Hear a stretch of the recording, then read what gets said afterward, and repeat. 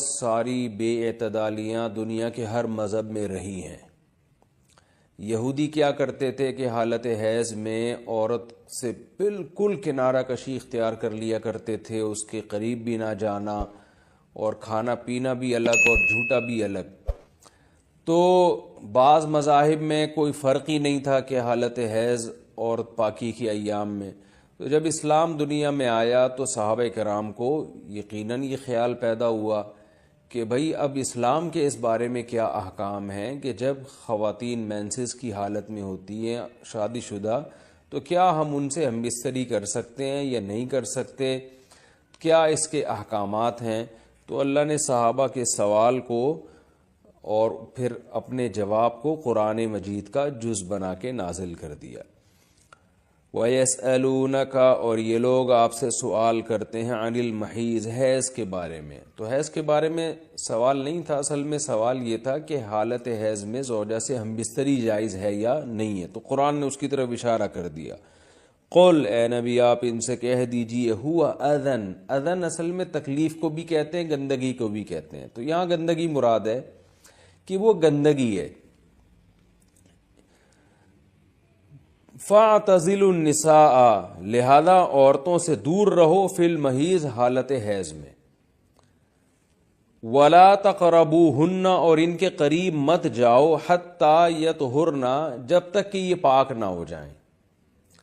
تو اس میں قرآن مجید نے جو لفظی ترجمہ ہے وہ قرآن کی آیتوں کا یہی ہے کہ ان سے کنارہ کشی اختیار کر لو، لیکن احادیث سے ہمیں پتہ چلتا ہے کہ یہاں کنارہ کشی اختیار کرنا یہ کنایا ہے ہم بستری کرنے سے، یعنی ان سے ہم بستری کرنا تمہارے لیے جائز نہیں ہے۔ کنارہ کشی سے وہ جو یہودی کر لیا کرتے تھے وہ مراد نہیں ہے یہاں پہ، اور اس کی تفصیل احادیث میں۔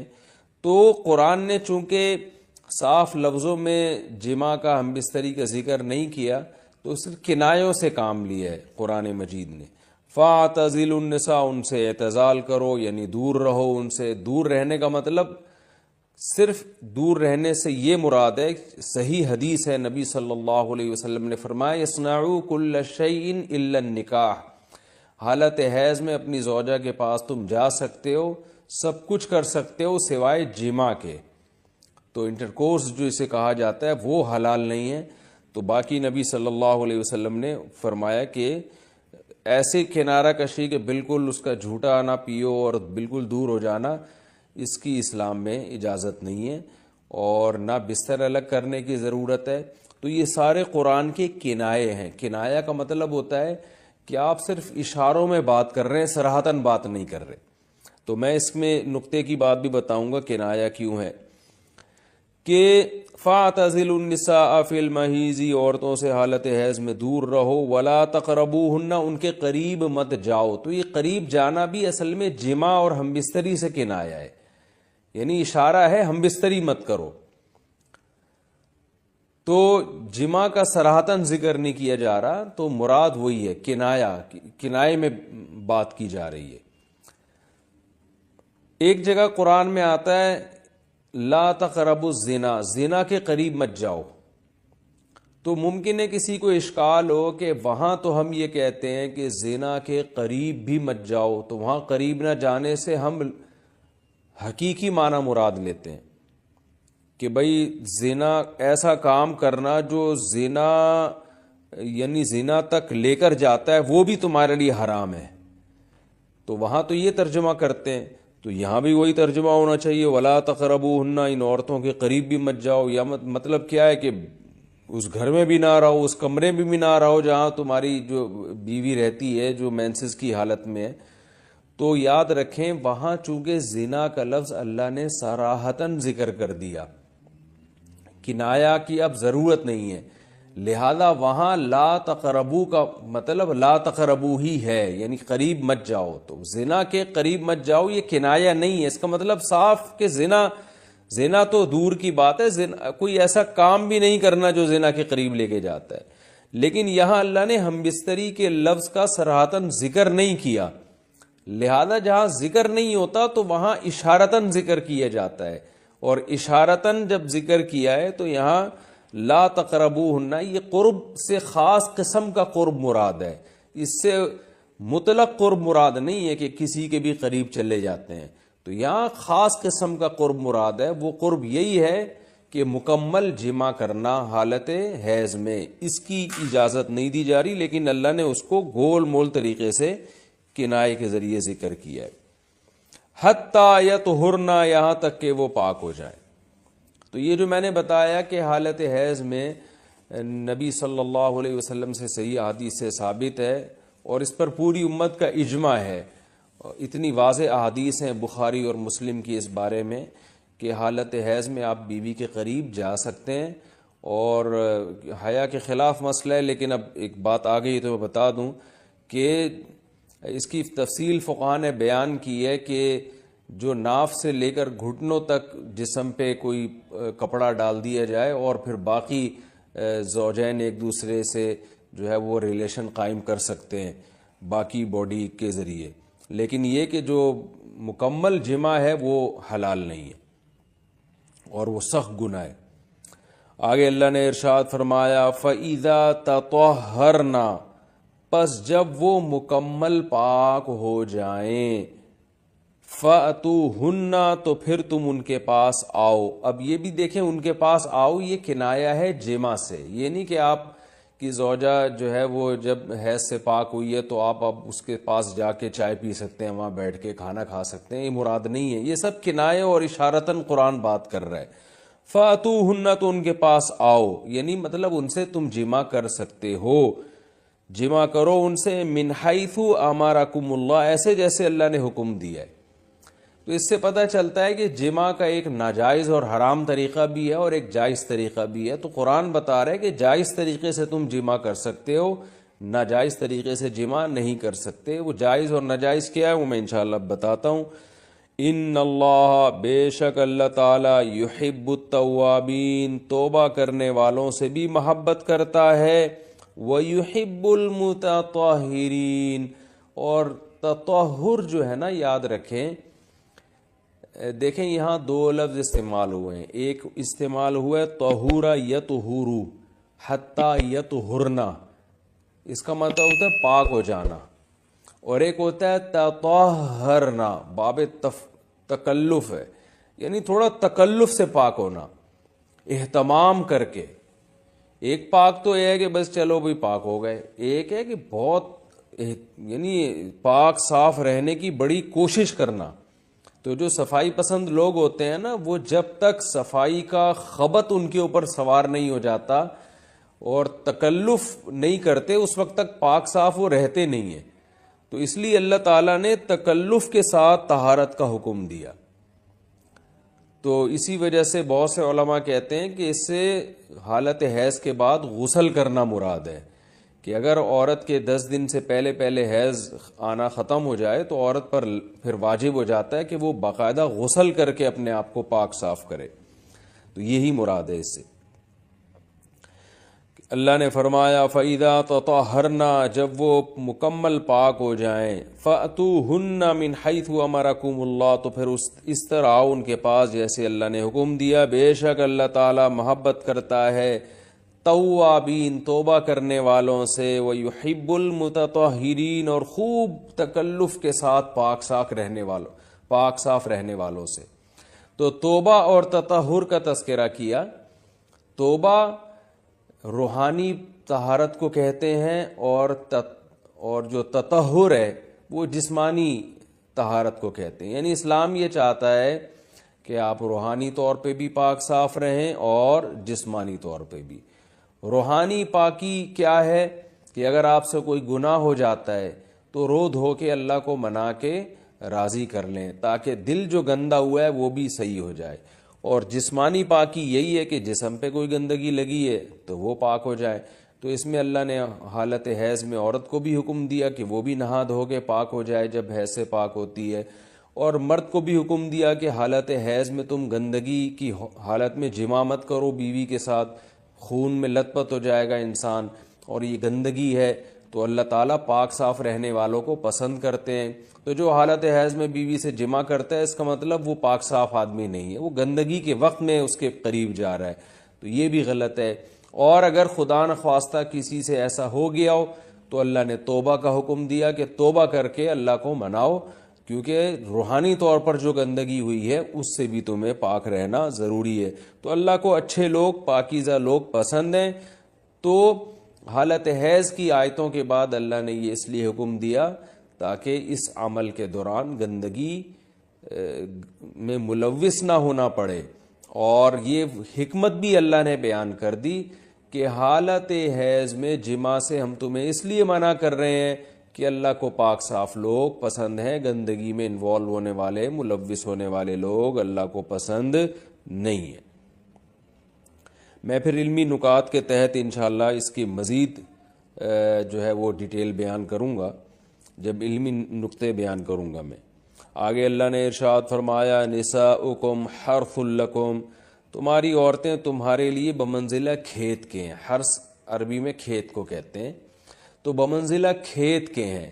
جیسے بیج ڈالا جاتا ہے کھیت میں اور اس سے پیداوار بڑھتی ہے، تو عورت کی جو ایک حیثیت ہے، نیچر نے جو اس کی ایک حیثیت متعین کی ہے، وہ بھی ایک نسل بڑھانے کا ذریعہ ہے، جس میں مرد کا جو اسپم ہے وہ بطور بیج کے ہے اور جو اولاد ہے وہ ایک پیداوار کی طرح ہے. تو اللہ نے یہ یاد رکھیں، اس آیت کو نا بہت سارے غیر مسلموں نے عورت کے خلاف بہت نیگیٹیوٹی پھیلائی ہے کہ دیکھو اسلام عورت کی توہین کرتا ہے، اس کو کھیتی سے تعبیر کرتا ہے. تو کچھ لفظ کسی اور زبان میں جب وہ جاتے ہیں نا تو وہ توہین کا معنی دیتے ہیں. عربی میں جو حرث کا معنی ہے یہ تعظیم کے لیے ہے، توہین کے لیے نہیں ہے. اردو میں جو کھیتی کا معنی ہے وہ توہین کے لیے استعمال ہوتا ہے. کھیتی یعنی جو پاؤں میں روندی ڈالنے والی، اور زمین جو ہے نا پاؤں میں گویا روندی، اس کو روندا جا رہا ہے. تو اس لیے اس کا اردو میں بالکل اسی طرح جو لوگ ترجمہ کر دیتے ہیں کہ عورتیں تمہاری کھیتیاں ہیں، تو یہ ترجمہ میرا خیال ہے اس لیے درست نہیں ہے کہ اردو میں اس کا مفہوم ہی چینج ہو جاتا ہے. یعنی گویا ایک عزت کے لیے جو لفظ اللہ نے استعمال کیا وہ ذلت کا ذریعہ بن جاتا ہے. تو اس لیے کسی بھی زبان میں جب ہم کسی بھی لفظ کا ترجمہ کرتے ہیں تو اس زبان کے ہمیں محاوروں کو دیکھنا چاہیے کہ اس زبان میں یہ لفظ کس معنی میں استعمال ہو رہا ہے. مثال کے طور پر ہو سکتا ہے کتا کا لفظ کسی زبان میں وفاداری کے لیے استعمال ہوتا ہو، کسی کو لوگ ڈاگ کہتے ہوں تو اس کا مقصد ہوتا ہے وفادار انسان ہے، لیکن ہمارے یہاں اردو میں گالی ہے وہ. اور آپ بولیں کہ بھئی وہ فلاں قوم ڈاگ کہتی ہے تو ہم کتا کہیں گے، تو آپ جب اس کا ترجمہ اردو میں کریں گے تو کتے سے نہیں کر سکتے. تو اسی طرح یہ عربی کا جو لفظ ہے اس میں بھی یہ چیز غور یعنی ملحوظ رہنی چاہیے. تو اس لیے اس کا ترجمہ کیا جائے گا تمہاری عورتیں تمہارے لیے پیداوار بڑھانے کا ذریعہ ہیں، نسل بڑھانے کا ذریعہ ہیں.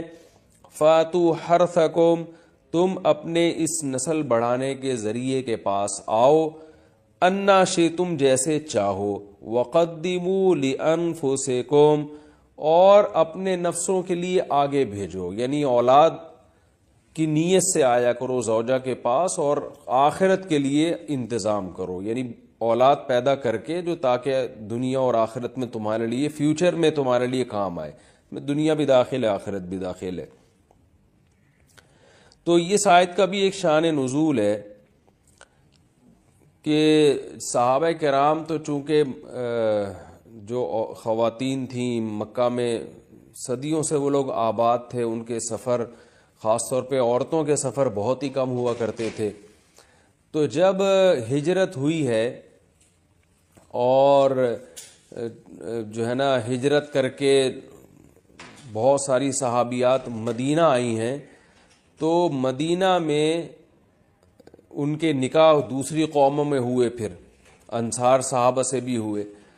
تو چونکہ تقویٰ تھا ان خواتین میں، للہیت تھی، تو بعض جگہ ایسے واقعات ہوئے کہ میاں بیوی کے جو آپس کا ریلیشن ہوتا ہے، ظاہر ہے وہ ہر قوم میں اور ہر جو ہے نا شخص کا مزاج دوسرے سے مختلف ہوتا ہے.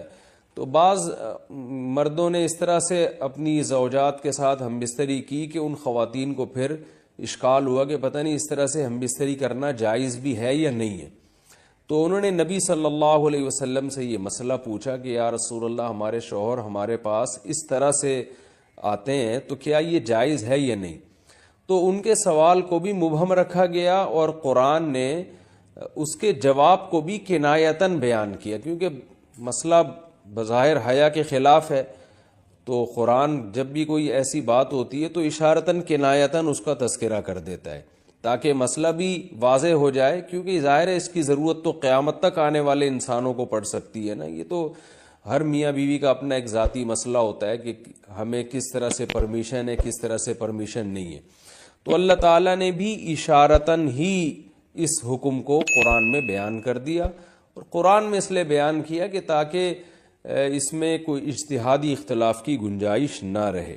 تو اللہ نے قرآن مجید میں بیان کیا، فرمایا نساؤکم حرث لکم، تمہاری جو ازواج ہیں، تمہاری جو بیویاں ہیں، وہ تمہارے لیے بمنزلہ کھیت ہیں۔ کھیت کا مطلب کیا ہوتا ہے؟ پیداوار بڑھانے کا ذریعہ۔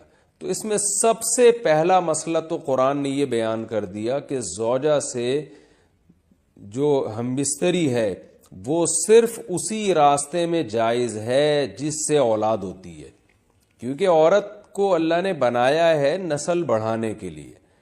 تو کوئی بھی ایسا ہم بستری کا طریقہ اختیار کرنا جو نسل بڑھانے کا ذریعہ نہ ہو، یعنی وہ نیچرل نہ ہو، تو وہ حرام ہے۔ تو اس میں اللہ نے یہ حکم دے دیا۔ تو اس سے صاف یعنی حدیث سے بھی پتہ چلتا ہے اور تمام فقہا کا اجماع بھی ہے اس آیت کی روشنی میں کہ مسئلہ تھوڑا حیا کے خلاف ہے، لیکن میرا خیال ہے بتانا ضروری ہے کہ پچھلے راستے سے عورت سے ہم بستری کرنا بالکل حرام ہے، ناجائز ہے، اور نبی صلی اللہ علیہ وسلم کی اس پہ بہت شدید لعنت ہے، بہت شدید وعید ہے۔ تو یہ بالکل اللیگل ہے اسلام میں کہ عورت کے پچھلے راستے سے اس سے ہم بستری کی جائے۔ جو لوگ لڑکوں سے بدفعلی کے عادی ہوتے ہیں ان کو یہ ایک چسکا لگ جاتا ہے، تو یہ حرام ہے، ناجائز ہے، کیونکہ اللہ نے بتا دیا کہ یہ تمہارے لیے بمنزلہ کھیت کے ہیں۔ تو اس میں قرآن نے وہ جو سوال تھا نا اس کی طرف اشارتاً جواب دے دیا، اور آگے فرمایا فاتو حرثکم، تم اپنے کھیت کے پاس آؤ، یعنی پیداوار بڑھانے کا جو ذریعہ ہے اس جگہ کی طرف آؤ، انا شئتم، جیسے چاہو، یعنی باقی جس طرح سے تم چاہو زوجہ سے ہم بستری کر سکتے ہو، اس میں کوئی خاص طریقہ متعین نہیں ہے۔ میاں بیوی کا ایک دوسرے سے کوئی پردہ نہیں ہے، ہن لباس لکم وانتم لباس لہن، یہ دونوں ایک دوسرے کے لیے لباس ہیں۔ تو اس میں طریقہ کار کوئی بھی ہو سکتا ہے، کسی بھی طرح سے کرنا چاہو ایک دوسرے سے لطف اندوز ہو سکتے ہو، لیکن فاتو حرثکم، آنا موضع حرث میں ہے۔ حرث کا مطلب وہ اس جگہ کی طرف آنا ہے جہاں سے نسل بڑھتی ہے، کسی اور راستے کی طرف۔ اس سے صاف طور پر جو ہے نا وہ جو فاسق فاجر لوگوں کی جو برائی ہے جو لڑکوں سے بدفعلی کے نتیجے میں پیدا ہوتی ہے، اس کا اللہ نے قلع قمع کر دیا کہ اس کی اسلام میں بالکل اجازت نہیں ہے۔ باقی طریقہ کار کیا ہوگا یہ تمہارے اوپر، اس کی اللہ نے تمہیں اجازت دی ہے۔ وَقَدِّمُوا لِأَنفُسِكُمْ، اور چونکہ بار بار حرث کا تذکرہ ہو رہا ہے کہ نسل بڑھانے کا، تو اس لیے اللہ نے فرمایا کہ قدموا لانفسکم، اپنی ذات کے لیے فیوچر میں انتظام کرو۔ قدموا کا مطلب آگے بھیجو اپنی ذات کے لیے سرمایہ۔ کیا مطلب؟ کہ جب زوجہ سے ہم بستری کرو تو نیت اولاد کی ہونی چاہیے، تاکہ وہ اولاد دنیا میں بھی اور آخرت میں بھی تمہارے لیے ذخیرہ بن جائے۔ تو یہ نسل بڑھانے کی بہت زبردست ترغیب ہے اس آیت میں، اور اس آیت میں اللہ نے عورت کا کہ بہت ساری ذمہ داریوں میں سے ایک بڑی ذمہ داری کا بھی بیان بتا دیا کہ عورت کو اللہ نے بنایا ہے، جو مرد اور عورت کا جو فرق رکھا ہے نا، اس فرق کی بڑی وجہ یہی ہے کہ مرد کے اسپرم کو اللہ نے بیج کے طور پہ پیدا کیا ہے اور عورت کو اللہ نے زمین کے طور پہ۔ تو بیج اور زمین کے ملاپ کا بنیادی مقصد ہی نسل بڑھانا، پیداوار بڑھانا ہوتا ہے، نہ یہ کہ نسل روکنا۔ آج فیملی پلاننگ والوں نے اس آیت کی دھجیاں اڑا دی ہیں، اور جو پوری دنیا میں ایک بیہودہ قسم کی تحریک چل رہی ہے، یہ آیت بالکل اس کی نفی کر رہی ہے۔ اس لیے اللہ نے فرمایا کہ اچھا، اللہ نے اس کا بھی جواب دے دیا کہ جو فیملی پلاننگ والے کہتے ہیں نا نسل بڑھنے سے تمہارا نقصان ہوگا، خرچے بڑھ جائیں گے، تو اللہ فرماتے ہیں قدموا لانفسکم، تمہارا فیوچر بن جائے گا، سنور جائے گا، کیونکہ اولاد پہ اتنی انویسٹمنٹ نہیں ہوتی جتنا اس کا آؤٹ پٹ ہوتا ہے. ان پٹ کم ہے، آؤٹ پٹ زیادہ ہے. انویسٹمنٹ کم ہے، اس کے جو پروفٹ ہے وہ زیادہ ہے، دنیا میں بھی اور آخرت میں بھی. تو اللہ نے فرمایا اپنے نفس کے لیے، فیوچر کے لیے انتظام کرو، بڑھاپے کے لیے انتظام کرو. تمہارے بیٹے ہوں گے، بیٹیاں ہوں گی، پوتے ہوں گے، نواسے ہوں گے، بہویں ہوں گی. یہ دنیا کا مستقبل اور آخرت کا مستقبل کیا ہے. جو عبداللہ بن عمر رضی اللہ تعالی عنہ نے جب نکاح کا ارادہ ترک کیا تو آپ کی جو ہمشیرہ تھی حضرت حفصہ، انہوں نے فرمایا کہ نکاح کرو، تمہارے اولاد ہوگی، دنیا سے جاؤ گے تو تمہارے لیے دعائیں مانگے گی، تو یہ آخرت کے لیے ذخیرہ ہے. تو اس لیے اللہ نے فرمایا کہ آخرت کے لیے ذخیرہ کرو. واتقوا اللہ، اور اللہ سے ڈرو. واعلموا انکم ملاقوہ، اور جان لو کہ تم نے ایک دن اللہ سے ملاقات کرنی ہے. تو جتنے حکام اللہ نے تمہیں اس آیت میں دیے ہیں ان تمام حکام کو تم نے فالو کرنا ہے. وبشر المؤمنین، اور ایمان والوں کو خوشخبری سنا دیں. ولا تجعلوا اللہ عرضة لأیمانکم ان تبروا، اس کا بھی ایک شان نزول ہے. بعض لوگ غصے میں آ کے قسمیں اٹھا لیتے تھے کہ میں فلاں پہ صدقہ نہیں کروں گا، میں یہ نہیں کروں گا، میں یوں نہیں کروں گا، جیسے آپ دشمنیوں میں کر لیتے ہیں، میں اس امام کے پیچھے نماز نہیں پڑھوں گا. تو اللہ نے فرمایا اللہ تعالیٰ کو اپنی قسموں کے ذریعے نیکی میں رکاوٹ کا ذریعہ مت بناؤ. ان تبروا یعنی اس بات میں رکاوٹ مت بناؤ کہ تم نیکی کا کام کرو، وتتقوا، اور تقوی والا کام کرو، وتصلحوا بین الناس، اور لوگوں میں اصلاح کرو. تو ایسی چیزوں یعنی جو نیکی کے کام ہے نا، لوگوں میں اصلاح کرنا. بعض دفعہ آدمی کہتا ہے میں ان کی سلو نہیں کراؤں گا، خدا کی قسم میں ان کو لڑنے دوں گا، ایسی کی تیسی. ایسا ہوتا ہے نا، آپ آج بھی لوگ قسمیں اٹھا رہے ہوتے ہیں اس ٹائپ کی. ابے جاؤ، یہ تو اللہ نے فرمایا تھا اللہ کے نام کو ذریعہ نہ بناؤ نیکی سے رکاوٹ کا. واللہ سمیع علیم، اللہ سننے والا اور جاننے والا ہے. اسی وجہ سے حدیث میں آتا ہے کہ اگر کوئی شخص من حلف علی یمین، بخاری مسلم کی حدیث ہے، من حلف علی یمین فرآ غیرہا خیرا منہا فلیکفر عن یمینہ. آپ صلی اللہ علیہ وسلم نے فرمایا کہ جو کسی بات پر قسم اٹھائے، پھر بعد میں اس کو خیال ہوا کہ یار جو میں نے قسم اٹھائی ہے کہ میں یہ کام نہیں کروں گا، وہ تو نیکی کا کام ہے، تو آپ صلی اللہ علیہ وسلم نے فرمایا اسے چاہیے کہ اپنی قسم توڑ دے اور پھر قسم کا کفارہ ادا کرے. تو شریعت کا یہی حکم ہے، اگر آپ کسی ایسی بات پہ قسم اٹھا لیں جو مناسب نہیں تھی، ناجائز تو دور کی بات، جو مناسب بھی نہیں تھی، تو بھی اس قسم کو توڑ دینا چاہیے اور اس کا کفارہ ادا کرنا چاہیے.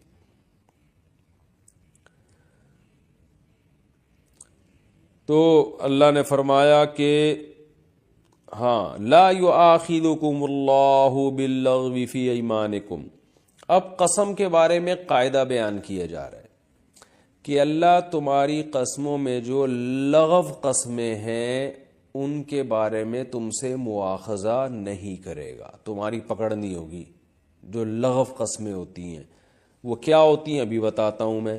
وَلَٰكِن يُؤَاخِذُكُم بِمَا كَسَبَتْ قُلُوبُكُم، ان قسموں کا مواخذہ کرے گا جن کا تمہارا، جو قسمیں تمہارے دل کماتے ہیں، کیونکہ اللہ معاف کرنے والا ہے اور برداشت کرنے والا ہے، حلیم ہے. اس آیت کی تفسیر میں فقہا کا اختلاف ہے، کیونکہ لغو یمین اور یمین منعقدہ کسے کہتے ہیں اس کی تفسیر میں اختلاف ہے. میں اس کی ڈیٹیل بتاتا ہوں. پہلی بات تو یہ ہے کہ یمین یعنی قسم کی دو قسمیں ہیں. ایک کو کہا جاتا ہے یمین لغو، جو قرآن نے ذکر کی کہ اللہ یمین میں جو لغو یمین ہے، لغو قسمیں، ان پہ اللہ کی طرف سے کوئی پکڑ نہیں ہے. اور دوسری قسم ہے جس میں آپ کا دل باقاعدہ ارادہ کرے، تو اس قسم کو کہا جاتا ہے یمین منعقدہ، یعنی منعقد ہونے والی یمین، یعنی وہ یمین جس پر اللہ کی طرف سے پکڑ ہوگی. تو دیگر فقہا کے نزدیک امام شافعی، امام مالک اور امام احمد ابن حنبل کے نزدیک یمین لغو وہ یمین ہے جو آپ دل کے ارادے کے بغیر ویسے ہی محاورے کے طور پر قسمیں اٹھاتے رہتے ہیں. اللہ کی قسم میں نہیں تجھ سے بات کروں گا. لوگ کہہ رہے ہوتے ہیں بات بات پہ، ابے بھائی اللہ کی قسم یہ میں تو نہیں جاؤں گا وہاں پہ، اللہ کی قسم میں تو یوں نہیں کروں گا، اللہ کی قسم میں تو یوں نہیں کروں گا. تو یہ ویسے ہی جو محاورے کے طور پہ زبان سے قسمیں نکلتی ہیں، جمہور علماء کے نزدیک اس قسم کو یمین لغو کہا جاتا ہے، یعنی بیکار قسمیں.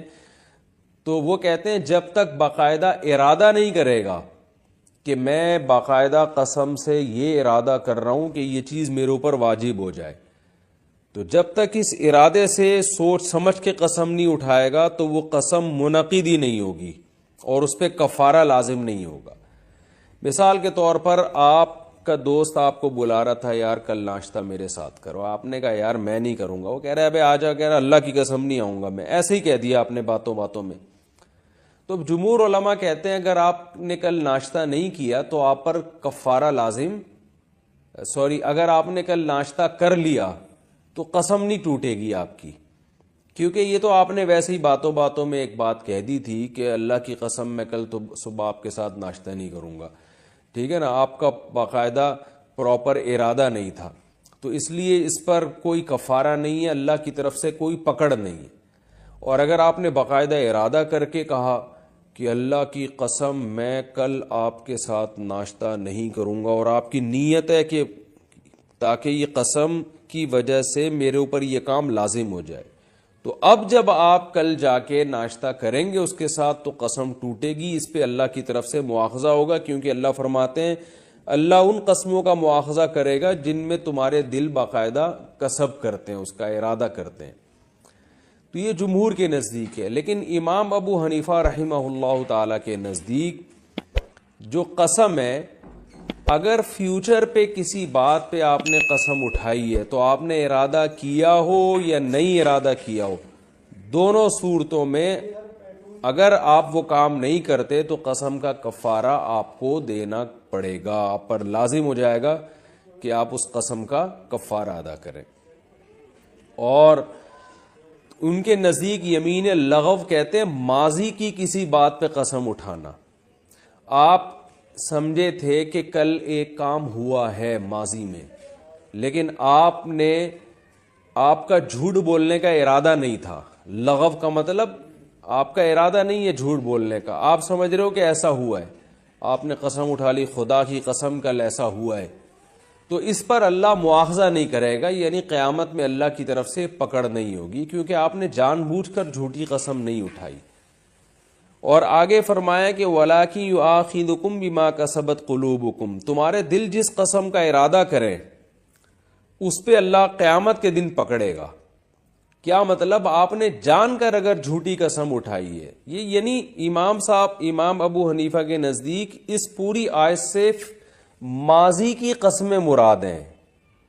ماضی کی یعنی جھوٹی خبر دے رہے ہیں آپ قسم کے ذریعے. مثال کے طور پر کل یعنی آپ سے کسی نے پوچھا کہ بھائی کل جو ہے یہ کام ہوا ہے کہ نہیں ہوا، آپ نے قسم اٹھا کے کہا کہ خدا کی قسم نہیں ہوا.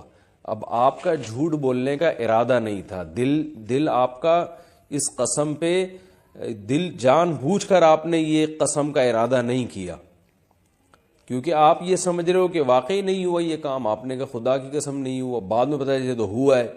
تو اب اس پہ اللہ فرماتے ہیں گھبرانے کی ضرورت نہیں ہے، چونکہ آپ نے جھوٹی قسم جان کر نہیں اٹھائی ہے، لہذا اللہ آپ کو معاف کر دے گا. لیکن آپ نے اگر جھوٹی قسم اٹھائی اور جان کر اٹھائی ہے تو اس پہ اللہ آپ سے مواخذہ کرے گا. تو امام ابو حنیفہ کے نزدیک اس سے وہ قسمیں جن کا فیوچر سے تعلق ہے، اس آیت کا ان فیوچر والی قسموں سے کوئی تعلق ہی نہیں ہے، کیونکہ اس کے لیے دوسری آیتیں ہیں جو ہم پہلے پڑھ چکے ہیں جس میں اللہ نے کفارے کا تذکرہ کیا. وہ کفارہ بہرحال آپ کو دینا ہے.